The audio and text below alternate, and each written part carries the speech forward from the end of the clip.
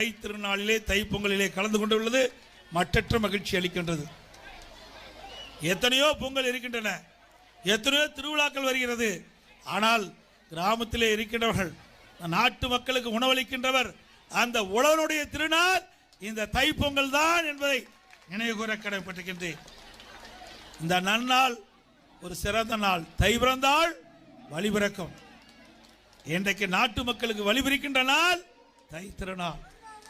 2025ஆம் ஆண்டு ஒரு சிறப்பான ஆண்டாக அமைந்து அடுத்து வருகின்ற 2026ஆம் ஆண்டில் நாம் தை பொங்கலை கொண்டாடுகின்ற பொழுது அந்த மகிழ்ச்சியான நாளிலே, ஒரு எழுச்சியான நாளிலே இந்த தீய சக்தி திமுகவை வேரோடு அழிக்கின்ற நாளாக அமையும்.